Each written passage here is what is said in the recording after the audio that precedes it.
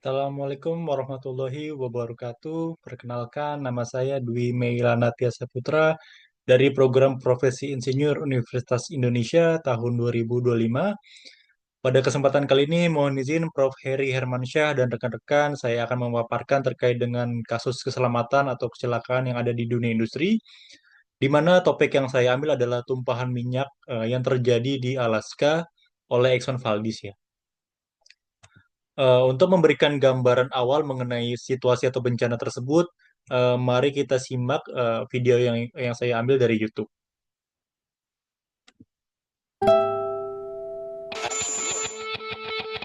An oil tanker ran aground today off the nation's northernmost ice-free port, Valdez, Alaska. One of the worst oil spills in U.S. history brought Americans images of blackened beaches, dying wildlife, outrage, and betrayal. The evidence is that the response was slow and inadequate. Blame soon centered on the tanker captain. It is now clear that the captain of the tanker, who was not on the bridge at the time of the accident, had been drinking.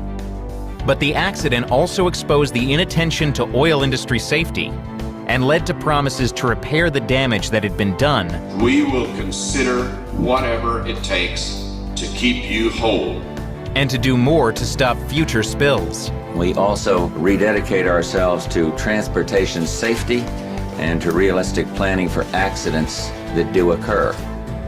Nearly 25 years later, what happened to the promises made in the wake of the Exxon Valdez? The Gulf spill might already be as much as 3 times worse than the Exxon Valdez disaster.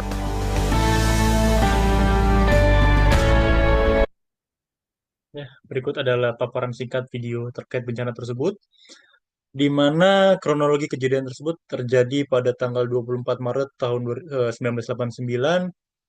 Saat itu kapal minyak tanker milik Exxon Valdez ini karam atau kandas di Bleak Reef, di mana menumpahkan sekitar 11 juta galon minyak atau 240.000 barrels ke perairan Prince William Sound di Alaska. Beberapa investigasi ditemukan bahwa penyebab dari kasus ini adalah yang pertama ini adalah improper maneuvering dari kapal tersebut atau olah gerak kapal yang tidak tepat, kemudian navigasi yang buruk ya ini diduga juga dipengaruhi oleh kelelahan atau fatigue dari kru dan potensi juga pengaruh alkohol pada nahkoda. Selain faktor manusia atau human error, ada juga kegagalan sistemik ya, yaitu ketidakefektifan sistem lalu lintas kapal oleh US Coast Guard. Kemudian juga serta layanan pemanduan ya atau pilot dan escort service ini tidak berjalan dengan baik. Kemudian ini adalah peta penyebaran minyak yang terjadi bahwa dapat diketahui di hari keempat sampai 56 penyebaran minyak ini sangat masif ya. Minyak terbawa arus hingga sejauh 470 mil ke arah barat daya melewati Semenanjung Kenai dan juga mencapai Pulau Kodiak. Kemudian metode pengendalian dan juga pembersihan atau control dan clean up yang dilakukan oleh tim respon tanggap darurat yang pertama adalah control burns, yaitu pembakaran terkendali untuk menghilangkan minyak di permukaan, kemudian dengan metode mekanis ya, menggunakan booms untuk melokalisir tumpahan dan juga skimmers ya untuk menyedot minyak ke wadah penyimpanan. Kemudian juga dilakukan metode kimia ya dengan menyebarkan dispersan atau untuk memecah minyak. Kemudian juga prioritas pembersihan ditentukan berdasarkan identifikasi lingkungan yang paling sensitif. Selain itu, treatment yang dilakukan itu treatment yang ada di garis pantai atau shoreline. Untuk area pantai yang terdampak, upaya pembersihan dilakukan secara intensif. Metode yang digunakan adalah hose spraying ya atau penyemprotan air laut bertekanan tinggi, termasuk juga dengan heated seawater ya atau air panas untuk memilas minyak dari bebatuan. Kemudian juga dilakukan manual clean up, yaitu seperti penggarukan atau raking, kemudian pembajakan tanah, tiling, kemudian dan juga pengangkatan limbah berminyak, dan juga dilakukan juga teknik biomediation ya, untuk mempercepat penguraian minyak secara alami. Kemudian upaya pembersihan yang dilakukan besar-besaran ini dilakukan hingga musim semi tahun 1991. Studi NOAA pada tahun 2001, salah satu dekade kemudian menemukan fakta bahwa di 96 lokasi sepanjang 8.000 mil garis pantai ditemukan bahwa minyak di permukaan masih ada ya. Kemudian minyak ini telah menembus dan menjenuhkan lapisan bawahan permukaan tanah atau subsurface. terutama di zona interdetail rendah.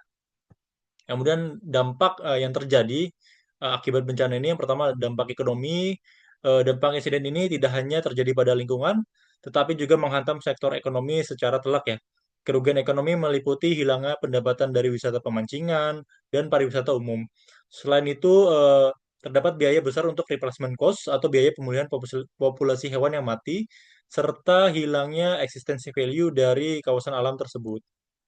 Kemudian juga ada dampak ekologis ya. Dampak ekologisnya ini sangat memilukan bahwa data mencatat kematian beberapa satwa dalam jumlah masif, yaitu 250.000 burung laut mati, kemudian 250 elang balts juga mati, 2.800 berang-berang laut, 300 anjing laut, dan juga 22 paus pembunuh atau killer whales, serta ribuan ikan, telur herring, dan kerusakan pada ekosistem tanaman interdetail.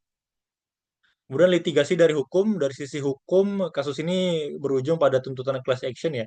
Pada tahun 1994, di Pengadilan Federal Anchorage, sebanyak 32.000 penggugat yang terdiri dari nelayan, penduduk asli, dan pemilik lahan menuntut keadilan ya.